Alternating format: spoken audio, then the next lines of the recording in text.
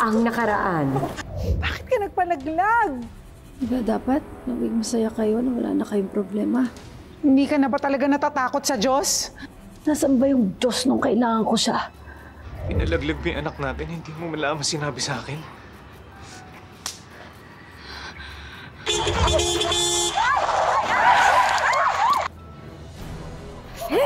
Total, nagbabanal-banalan at naglilinis-linisan ka rin naman. Ayan! Dapat sa'yo maligo sa alcohol! Yan ang dapat sa'yo! Mikrobo ka!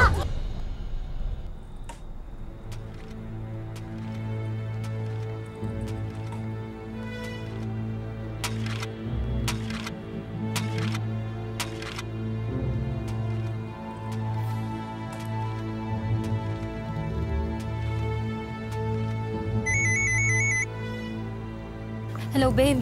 Sakto yung tawag mo, pauwi na ako. Ha, hindi naman kita pinapunta dito. O, sige, sige. Bye.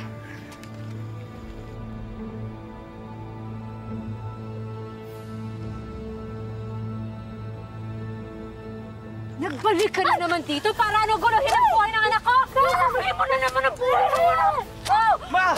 Tama na! Ibang klase ka na! Hey, tama na kayo! Huwag na kayo... Matagal-tagal naman ako masamang damo! Ganon ha? Isa kang kabit ng diablo! Ikaw! Tama Ikaw na. nararapat sa'yo ng demonyo ka! Ma! Ma, tama na! Bitawan mo ako! Tumigil na kayo, Ma! Tawan mo ako! Tawan mo ko!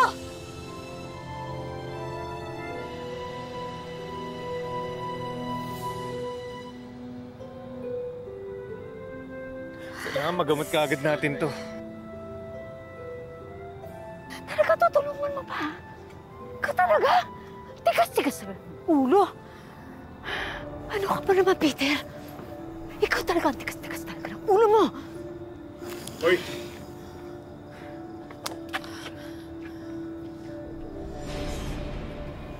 Sino bigyan na to? Bakit mo sinaktan, fiancé? Hindi ko sinasaktan. Hoy! Hoy! Hoy! Hoy! Bakit mo sinapak ang anak ko? Ano? Ano sabi mo?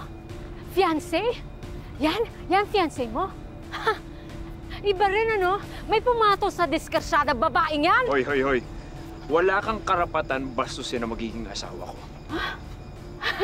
Ikaw magiging asawa ni Faith? Ay! Ay! Ay! Tama na! Tama na! Tama na! Sakit mo yan sa kukote mo. Umuwi na tayo. Sa bahay ko na lang ipapaliwanag. Hindi ka na. Hindi ka na. Yan. Yan ang napala mo!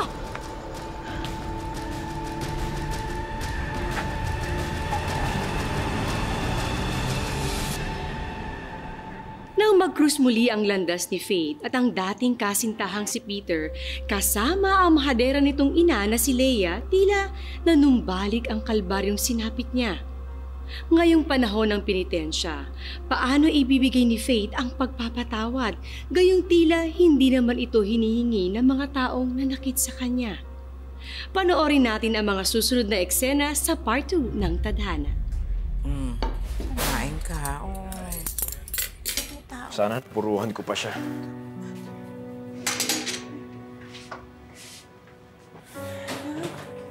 Joshua po pala. Fiancé ni Faith. Nanay Mirasol. Tama po.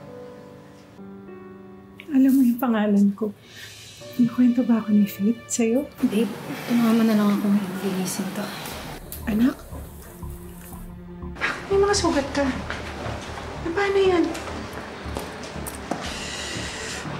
Sinugod po kasi siya ng nanay ng ex niya. Sumasobra na tayo sa'yo. Mirasol, huwag ka nang lumabas. Dito ka na lang, magpahinga ka. Ang problema ni Leia, bakit niya pinag-iinitan ng anak ko?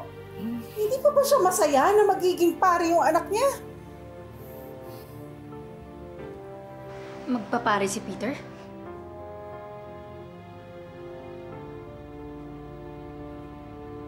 Oo, anak. Nung umalis ka kasi, pumasok siya sa seminaryo.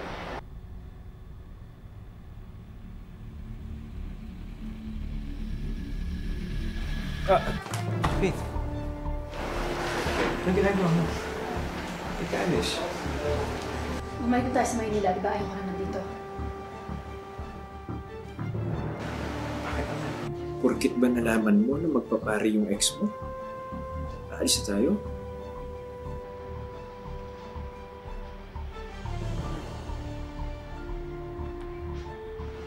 Hindi.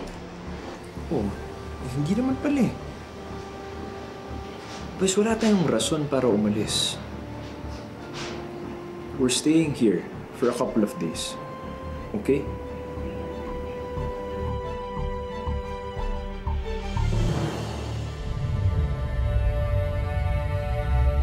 Pinoprotektahan lang naman kita, anak. Ilang buwan na lang. Ordination mo na para maging ganap na pari ka. Hindi ako papayag ng dahil na sa babaeng yon, masira lahat ng pangarap ko sa'yo. Hindi niyo ba ako nakikita? Malaki na ako eh. At pagkatapos ng regency ko, marirealize ko ayoko nang bumalik sa seminaryo. At wala na kayong magagawa doon. Dahil ma, buhay ko to. Dapat ako magdidesisyon sa sarili ko.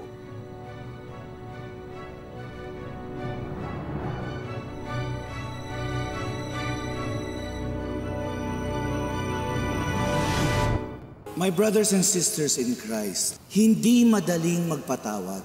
Pero kailangan. Mahirap magpatawad lalo na't hindi mo alam ang dahilan kung bakit kinakailangan mong patawarin ang isang taong nanakit sa'yo. Fair ba na patawarin tayo ng ating Panginoon nung pinako siya sa krus? Sinisi ba niya tayo? Hindi.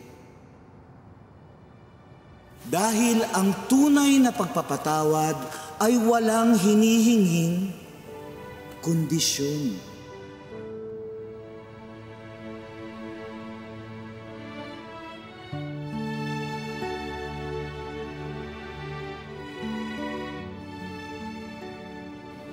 Patawarin mo ako.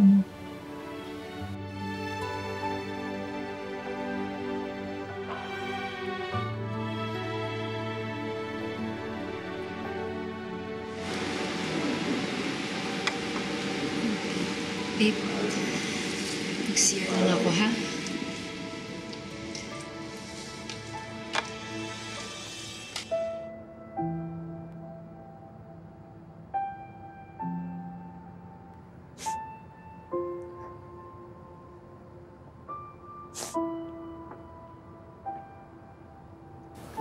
Faith. Pwede ba tayo mag-usap?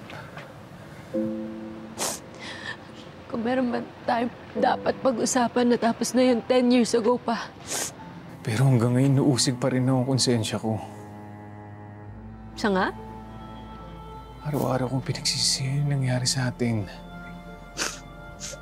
Yung sa anak natin. Saya akong marinig kung ganun. Alam mo ba, taon-taon, nagpipinitensya ako. Umaasa makukuha akong kapatawaran na hinihingi ko, pero hindi. Dahil sa'yo ko dapat hinihingi yun, Faith. Dahil sa'yo ko nagkasala. Hanggat di mo ko napapatawad, habang buhay ko dadalhin tong guilt na to. Hindi dalhin mo. Kasi hindi ko mapapangako sa'yo yung hinihingi mong kapatawaran. Kasi kahit ako, hindi ko pa mapatawad yung sarili ko. At sa tuwing iniisip ko kung bakit ko nagawa yun, lalong lumalalim yung galit. Lalong lumalalim at tumitindi yung sugat na kahit ako hindi ko alam kung mahihilom ba yun ng oras.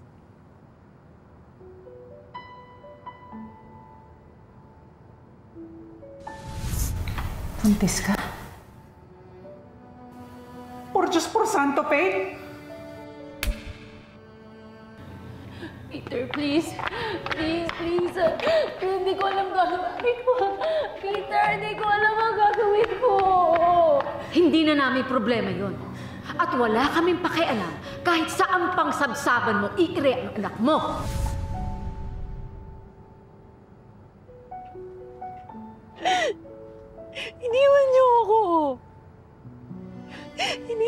Ayoko.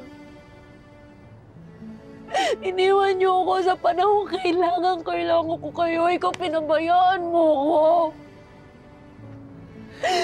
Nasaan kita pero pinabayaan mo ako, Peter. Kaya hindi ko mabibigay ang katahimikan na hinihingi niyo. Faith, patawarin mo ako. Patawad.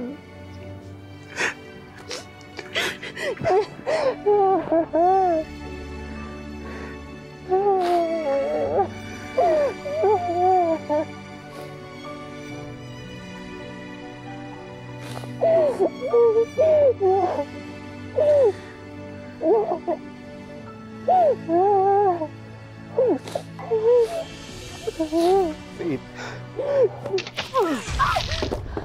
Sa susunod, holy water na ibubuhos ko sa'yo para mawala na yung init ng demonyo sa loob ng katawan mo! Ikaw matanda ka, wala ka talaga katandaan na nagre-reyna-reynahan ka pa? Pwes, kung reyna ang tingin mo sa sarili mo, ito na babagay sa'yo, Corona! Ano? Ikaw talaga Tama na yan, tama na! Iya mo talaga, ikaw ang walang iya! Mama ko! Faith! Arat!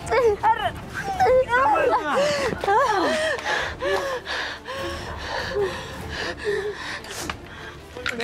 Ano? Lalaban ka? Oo! Lalaban ako! Tama na yan! Tumigil na kayo eh! Tama na! Ma! Tumigil na kayo! Walang hiya! Tumigil na ba? Tumigil na kayo! Ako! Ano naman ka sana? Faith! Tumigil Hoy! Tumigil yan! Tumigil na kayo! Ma! Tumigil kayo! Ikaw na naman. Di ba't sinabihan na kita na layuan mo magiging asawa ko? Bakit di ka natututo? Hindi mo matanggap na nakaraan ka na? Ha? Tapos na kayo! Ano ba kayo? Ha? Tama na! Hindi nyo nagginalang yung simbahan, dito pa kayo nag-aaway? Eh, paano, Father? Yang Leia yan! Hakampasan yung kapatid ko! Ano ka ba naman, Leia? Ano nangyayari sa'yo? Ba't ka nananakit? Ang tagal na ng away niyo ni Mirasol. Huwebes Santo pa naman. Hindi pa pwedeng... Hindi! Sige, Father. Kampihan mo ang Mirasol na yan. Eh, siya naman ang lagi mong pinipili kaysa sa akin eh. Leia, dun lang ako sa tama. Tama? Sanga? Father, pakisabihan naman yung mga nagbabanal-banalan dyan. Kasi matakot sila. Baka mapunta sila sa langit-langitan. Magsibalik na ho tayo sa loob ng simbahan.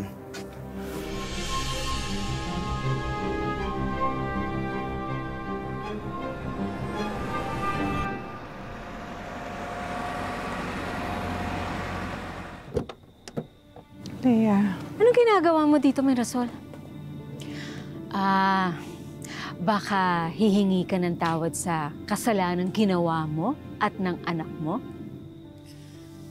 Leia, nakikiusap ako. Itigil na natin tong awayang to.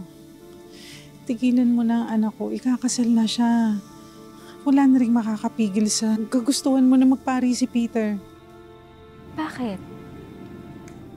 Akala mo ba yun lang ang rason ko? Alam mo ba, sa tuwing nakikita ko ang pagmumukha ng anak mo, naaalala ko yung pagtataraidor na ginawa mo. Kung sa tingin mo, tinraidor kita, sige, aakuin ko na lahat.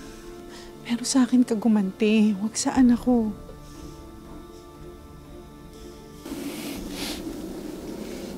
Leia, mamamatay na ako. May taning na ang buhay ko. Kaya sana kung ano man ang kasalanan ko sa'yo,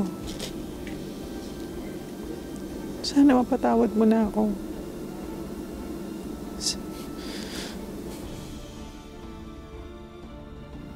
Anong gusto mong gawin ko? Kaawaan ka? Patawarin ka? Hindi, Mirasol. deserve lahat ng yan. Kaya pwede ba? Lumayas ka na sa bakuran ko. Layas!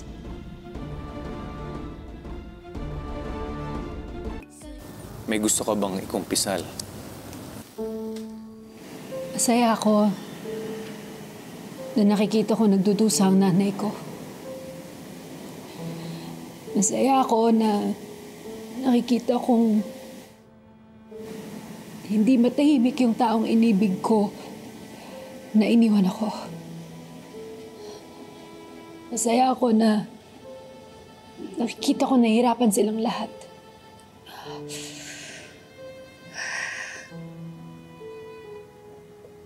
Hindi ko alam. Hindi ko alam kung hanggang saan ako kayang dalhin ng galit ko. Mahal ko si Joshua. Siya yung magiging asawa ko.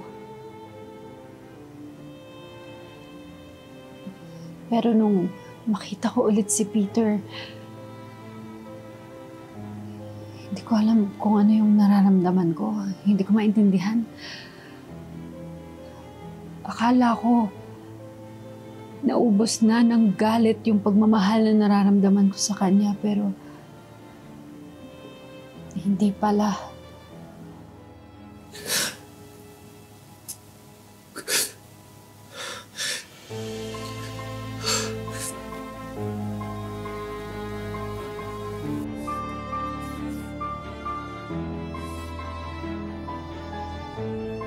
Father?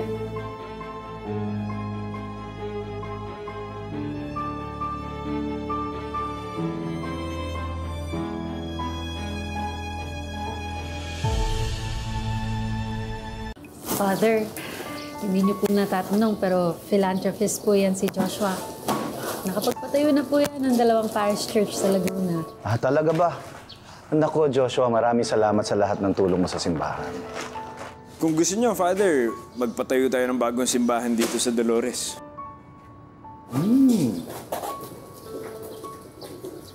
Alam mo, hindi na naman kailangan magpatayo ng bagong simbahan eh.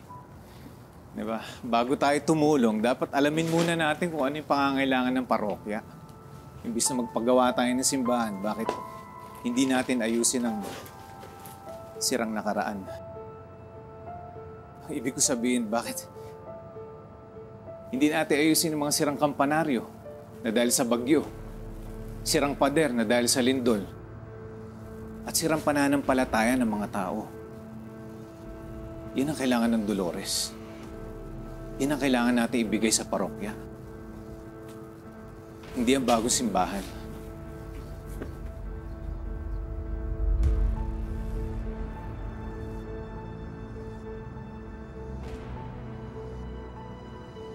Alam ko na. Gusto niyo po, ipaayos na natin yung sirang kampanaryo muna. Okay. Salamat, Joshua. Sige po, ipapagawa ko sa mga tao ko. Salamat, babe. I love you. Problem.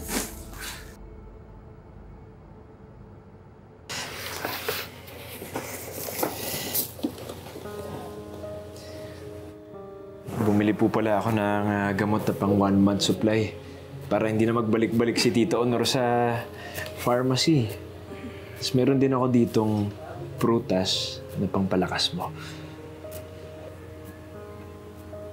Siya nga pala, Nanay, kinausap ko na rin po si Faith. Isasama ka po namin sa Manila para doon po kayo magpagamot.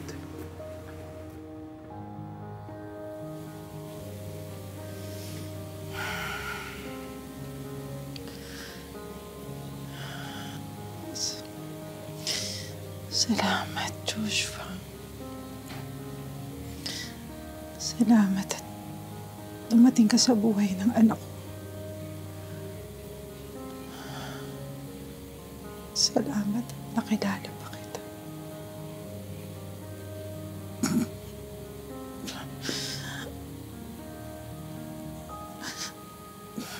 Alam mo, sinagot lahat ng Diyos ang panalangin ko. Binigay ka niya kay Faith.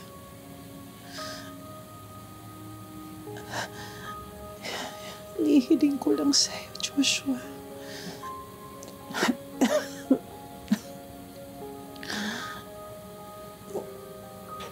Huwag mong papabayaan ang anak ko, ha? Alagaan mo. Unawain. At mahalin.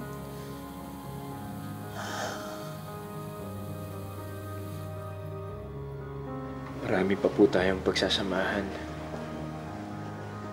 Ikakasal pa po kami. Magkakaapo pa kayo.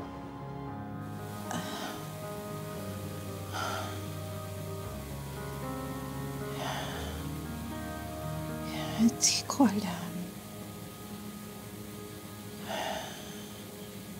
Hindi ko alam kung aabutan ko pa.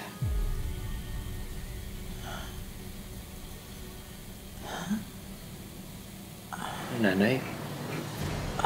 Nanay? Nanay?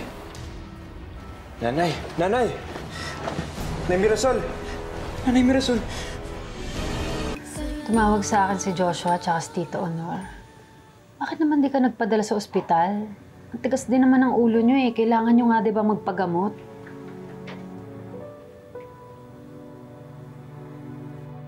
Hindi naman ako magtatagal, anak. Eh, basta magpagamot ka.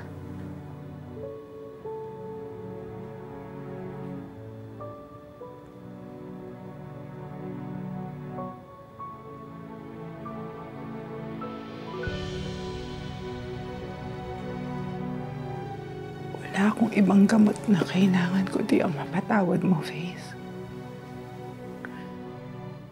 Patawarin mo ako, anak.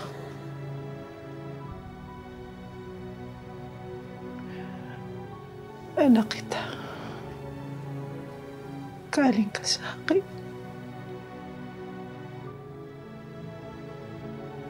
Mahal na mahal kita, anak. Mahal na mahal.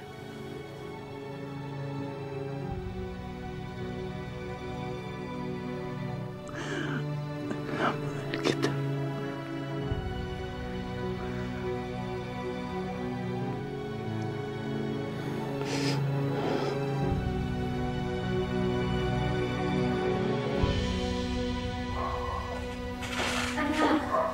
Di ba hindi pa tapos ang registry mo? Papalik ka na kagad sa seminaryo? Hindi pa, Ma. Pero alis na ako dito sa bahay na to. Anong ibig mo sabihin? Saan ka pupunta? Sa parokya.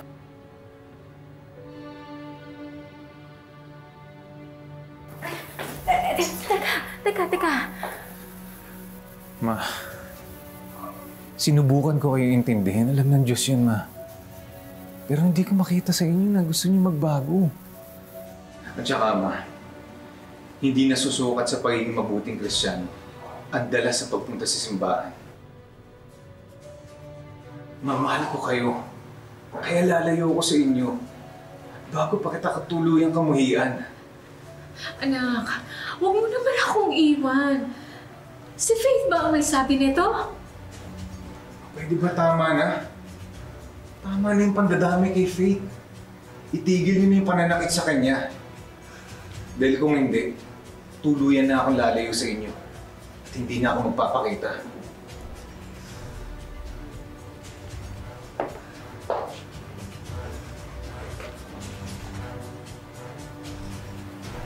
Sinirang kami mag-ina.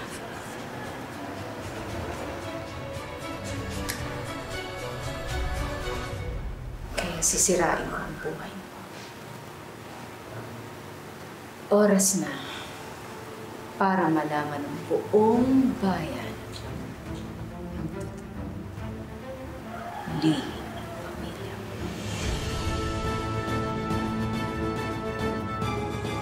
Hindi lang biyaya ang dapat alam nating tanggapin mula sa Panginoon. Dapat matuto rin tayong tanggapin ang kanyang mga pagsubok. Paano ba natin malalaman kapag dininig na ng ating Panginoon ang ating mga hiling? Kapag tayo ay humingi sa Kanya ng tapang, ano ba ang pinadadala niya sa atin? Panganib para lumakas ang ating loob. Kapag humingi ka sa Kanya ng pag-ibig, hindi niya yung kaagad binibigay sa'yo, pero umasa ka na dadating din yun sa tamang panahon.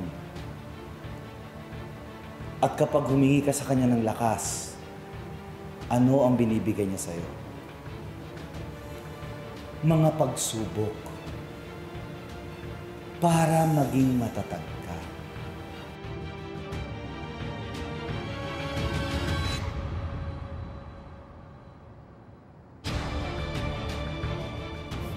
Mahal na mahal kita, Mirasol.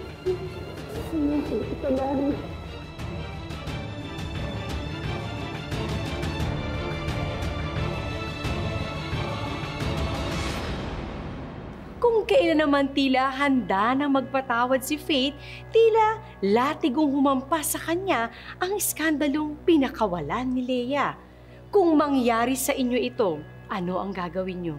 Nako, yan ang kailangan nating abangan sa mga pangyayari sa Part 3 sa susunod na Sabado po, dito lang sa mas pinalakas at mas pinagandang tadhana. Mga kapuso, ako po si Marian Rivera. Sinugod ko yung nanay mo sa ospital. Kumuripas pa ako ng takbo para hanapin ka, Faith.